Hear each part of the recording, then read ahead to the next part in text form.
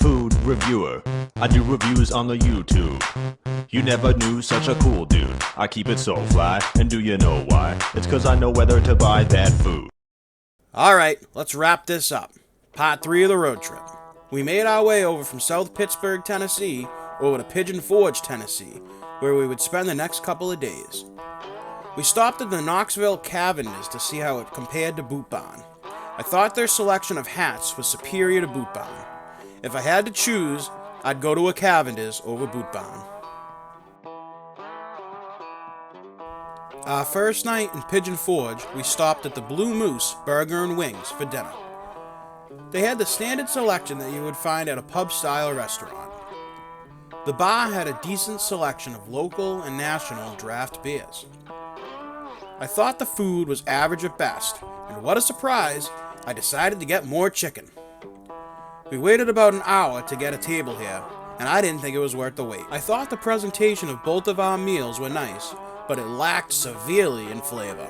I probably won't return here next time I'm in Pigeon Forge. The next day, we planned to start off in Gatlinburg. On the way, we saw a place called Trish's Mountain Diner. I'm gonna keep it real simple for this place. This was by far one of the tastiest breakfast meals I've had on any of my adventures. A few of my friends have traveled to this area of Tennessee recently, and I've recommended Trish's to everyone. Definitely a buy.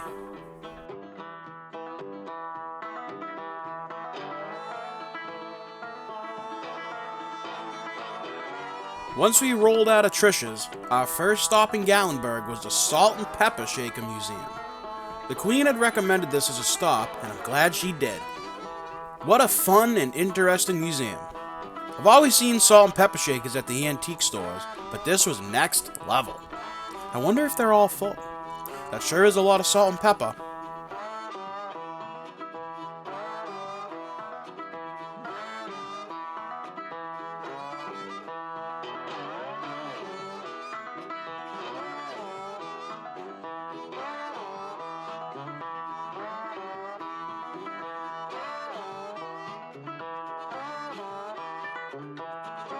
Right next door is a chainsaw art shop.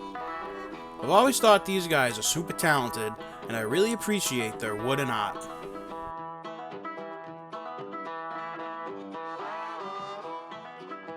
We walked the main road of Gatlinburg, stopping at a lot of the shops, and for a midday beverage at Jason Aldean's rooftop bar. Let's head back to our place of stay and get a tour of that. Alright, so we've just completed our day.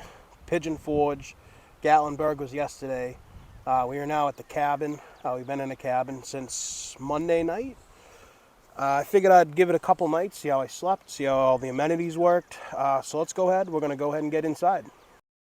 Alright, so this is the outside of the cabin. Car's right there. We rented this via Parkside Cabin Rentals. I forget who referred it to me, but somebody I used to work with referred it to me. It's a fairly small cabin, but for 2 people, it works out very nice. So you get a nice little walkway up here, up to the porch. 2 nice rocking chairs that you're able to, sit on. We are in like a neighborhood, which is kind of strange, but it's nice to know that there's, nothing crazy's happening out here. All right, so you come into the cabin, front door. Right over to the right, you have the bedroom, the queen size bed. And like I said, we've been here a couple nights already, so it's kind of, we've been using the bed to sleep. No other activities. You got some nice paintings. There's a 24-inch TV in here. Plenty of storage. This is like my side of the closet in here. Whoop. So yeah, you got pretty regular stuff that you'd find usually, even in like hotel rooms. Ironer, you got the iron, There were a few extra pillows, an ironing board.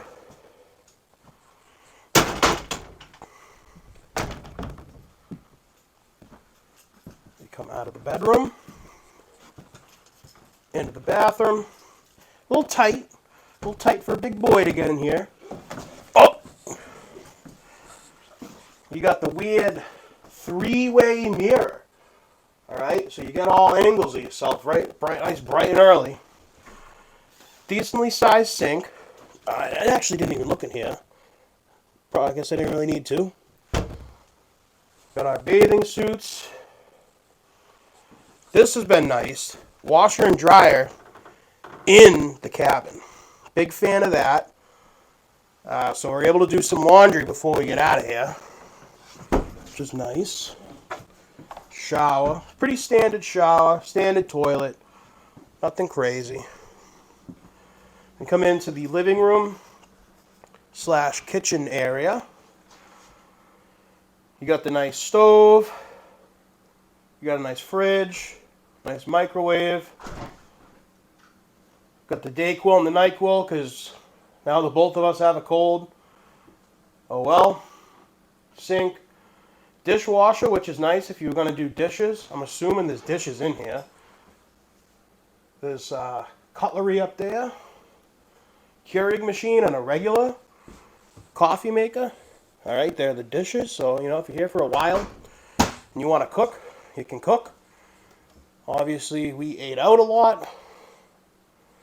Nice stuff. I think these cabinets over here were all empty. I was poking my head around. Yep. Nice recliner. Nice couch. Then you got the what was that, fireplace? Yeah, fireplace over there. Trash can. With the table. I don't know the size of that TV, but I was using it last night. Roku, all three TVs. Yeah, we've only seen two. There's a third one. Roku, so I was able to link up the YouTube to that, which was nice. Pool table on the rear deck. We're not big pool players. I kind of am trash at it, so I don't play. There's fans out here. I would assume in like the summertime, yeah, you probably need the fans, but it's like kind of chilly out. Couple of rocking chairs sit here on the back porch. Little table if you wanted to have dinner out here. Fireplace. There's a burn ban, which I didn't know the first night. I was ready to start a fire, and the queen was like, "You can't have a fire. There's a burn ban." And I was like, "Oh, good thing I didn't just go lighting things on fire." Then we got the hot tub. Oh yeah. Oh yeah. Oh, yeah. The water displacement is fucking crazy. Two sunbathing chairs here in the back. And then it kind of brings you back out to the front. But not really. What was it, like a charcoal grill maybe? I don't know. I wouldn't use that. I don't think we can even grill. I mean, this view out here is just spectacular. You can hear the creek at night, which was really cool. You can hear the cars too. That's not a big deal. I don't mind hearing the cars. When we were at the Avid, obviously there was a lot of airplane traffic. So a couple cars ain't gonna bother us. But just great. Great scenery here at this cabin by Parkside Rentals. I'll put the link in the description. So if you guys want to check out a cabin in the Gatlinburg area, Gatlinburg, Pigeon Forge. This one's in Cosby. Great rates. I think we only paid like 110 something. Not too sure. The only thing I can complain about, I have not seen a bear. I was hoping to see a bear. So yeah. Hopefully you guys enjoyed this longer tour of the cabin that we are staying in here in Cosby, Tennessee. We'll see where the next clip or video takes us. And that will take us to the Old Mill Restaurant. Another place with over an hour wait. Will this one be worth it? 100%. I thoroughly enjoyed the rustic feeling of this restaurant. The service from the employees was next level. We never had an empty beverage, and the food came out in a matter of minutes after ordering. And to no surprise, I got something fried. This time, a fried steak. The Old Mill will be on my radar for future road trips.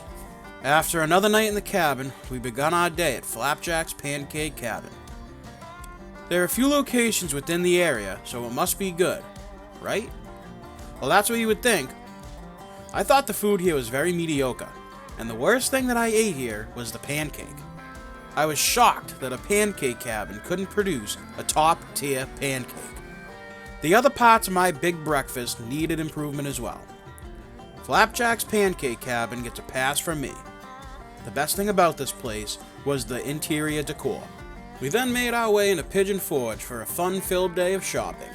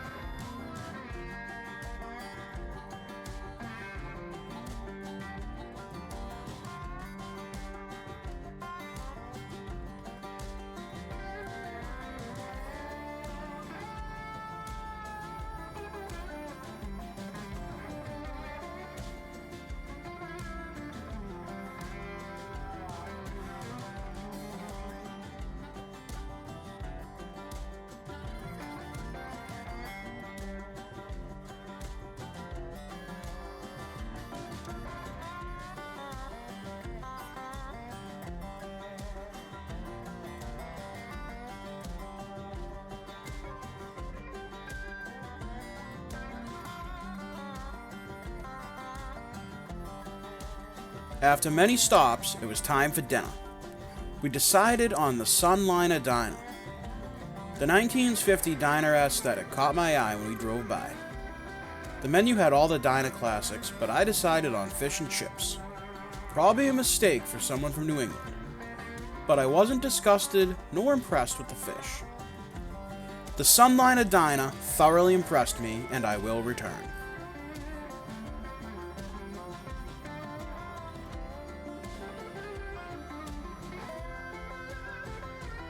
One last night in the cabin, and that wrapped up our time in the Smoky Mountains. We started our trek up I-81 to start heading home. We stopped at a Perkins, as someone told me that it was better than Waffle House. I should have gone with my gut feeling on this one, but Perkins is a one-and-done stop for me. I'd rather see chairs being thrown across the restaurant than flies buzzing around my head and my food.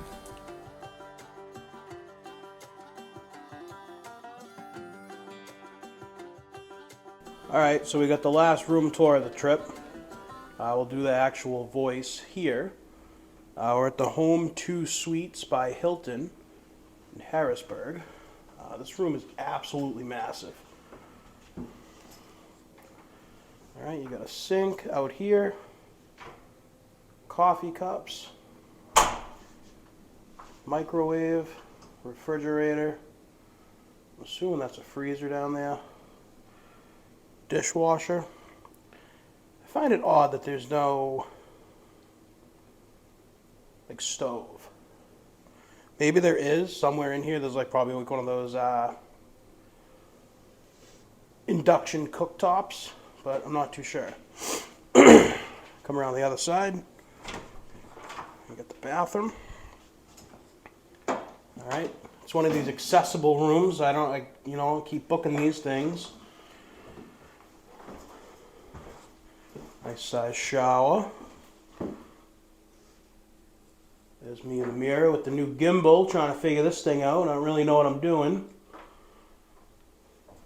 Alright. Come around here. Oh boy. Come on. You got the toilet.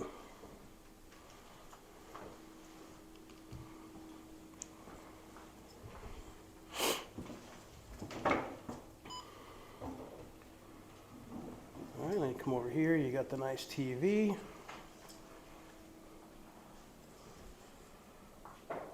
Desk chair. Some more storage. This thing's huge. This room is absolutely massive. King size bed. Sofa bed. Full size mirror. So you're able to check your outfit before you go out for the day. Make sure you're looking hot. And yeah. Pretty crazy stuff in here.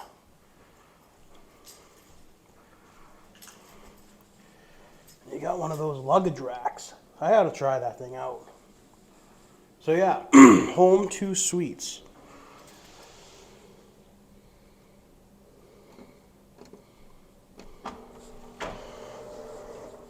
Right off at 81 here in Harrisburg, exit 69.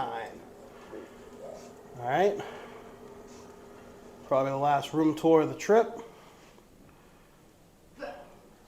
Yeah, so we'll see you tomorrow. And for the last stop of our trip, we hit up Top's Diner in East Newark, New Jersey. I've been on record saying that Waffle House is the finest eatery in the US of A, but I'm only about 95% serious when I say that. Top's Diner, in my opinion, is unbelievable. Top's Diner, in my opinion, is the finest eatery in the US of A. I have driven the 4-hour trip there, had dinner, and drove 4 hours home in the past. If you like to try different menu items, you will never eat the same thing twice here. If you're in the area of Top's Diner and fail to dine at this establishment, you should probably be locked up. It's seriously that good. I hope you enjoyed this 3-part road trip series as much as I did, even though it only took me 7 months to post the content. We'll see you next time, possibly on the road again.